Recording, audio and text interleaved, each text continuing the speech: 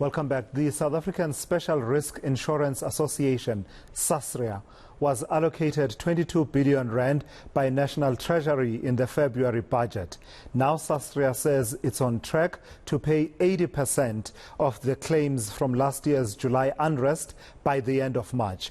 I'm joined now by Muzi Dladla, who is the executive manager at Sasria, to give us an update on that situation. I think first things first, Mr. Dladla, let's talk about what prompted this conversation. I was reading the panel of experts report into the July unrest, and I came across this figure that said that, not only did you characterize as Sasria what happened in July last year as the most expensive riots in our history, but also that report alludes to a figure of 30 billion US dollars. And from our interactions off air that I was startled by that figure, because in my estimation it comes close to almost $500 billion rand. Let's set the record straight. How big were the volumes of the claims that you've had to deal with?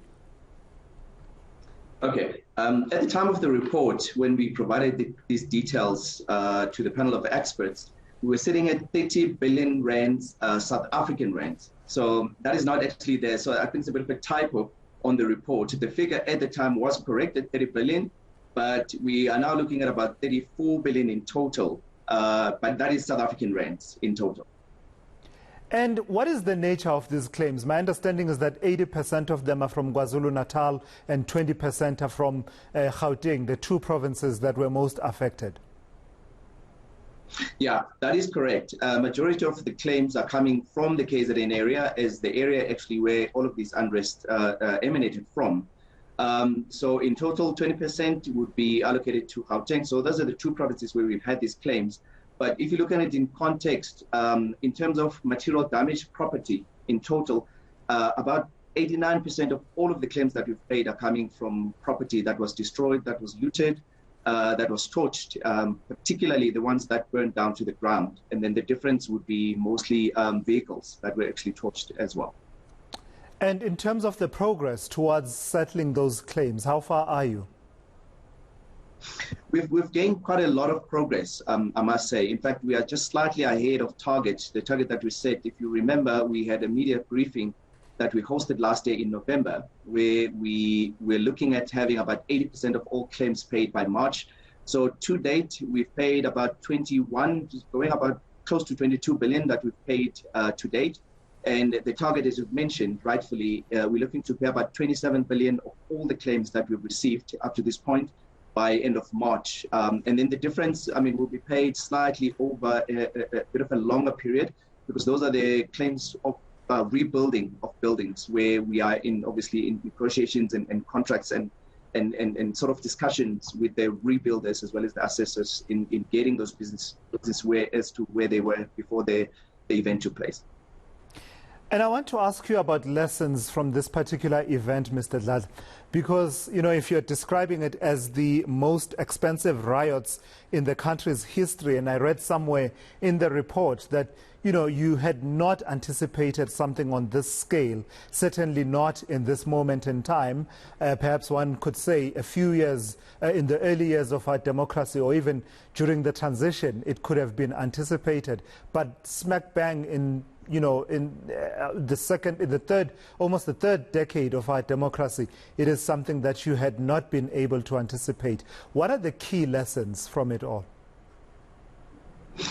Yeah, I think it would be best maybe to describe it in context and in line with these reports that comes from these experts. So generally, in a special risk insurance setup, you could look at the four levels of defense in respect of how the risk in itself is being managed. So you have the individual, you have the communities, and then the police, as well as the army, obviously, as the last defense of resort. So we know that there have been some significant areas of vulnerabilities amongst the various areas of defense, particularly on the police side, as well as on the defense side. But I think from where we're sitting right now, we obviously had to look at how we're looking at the entity in itself in terms of solvency capabilities going forward, as well as the resilience in respect of being able to transfer some of this risk and in managing in such a way that should an event that resembles what has happened now, we are able to be resilient. But that's the first part.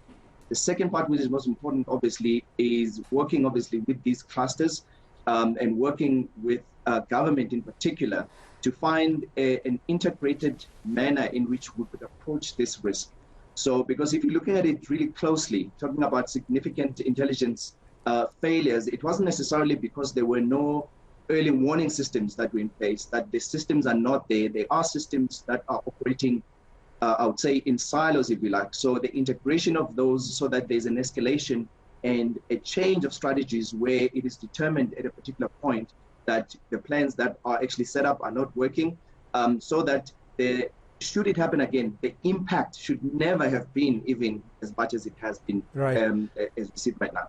You mentioned the word solvency, and it's key that you should mention that, because we all know that such was the scale of this event that you had to turn to Treasury, National Treasury, for you to be able to cope with that, which is a turnaround in fortunes, is it not? Because usually you are the one SOE that does make a profit and does continue to run viably, that has run viably over the years and declares a profit and a dividend to the shareholder, being the government. But this time around, you find yourself in a spot of bother in as far as the situation of those claims is concerned. What's been the impact on your books?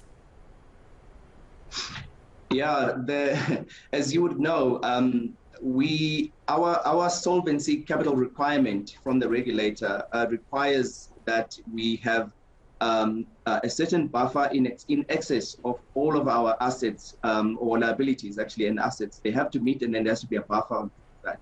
So it was breached, obviously, largely because the impact of this event was such that in as much as we have a 1 in 200 year scenarios that we actually plan for ourselves, it turned out to be more than that. So as a result, we find ourselves having to go back to Treasury as their shareholder, saying that we've breached, obviously, our minimum requirements, not just the solvency capital requirements, but a minimum requirement as well. So that's how Treasury got to come back to us and provide us with the required capital to do so.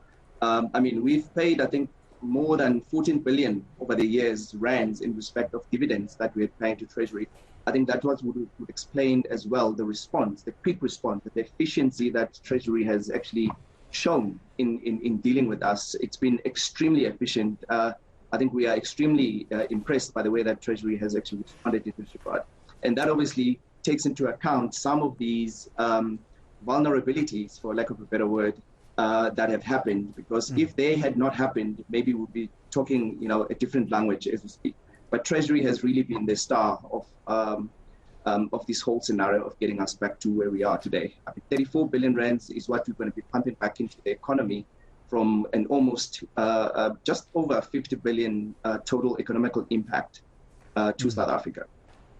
All right, Mr. Muzi Dladla, I've got to thank you for your time and your insights here on today on eNCA. We will certainly be asking to have the conversation a bit further down the line to just keep track of how far you are. 22 billion rand thereabouts is what he says they've been able to pay, with the target being to pay out at least 80% of those claims by the end of March. The claims themselves coming up to about 34 billion South African rand. So if you are reading the panel of experts report, you can calm down a little bit. It's not in US dollars. That was a typo.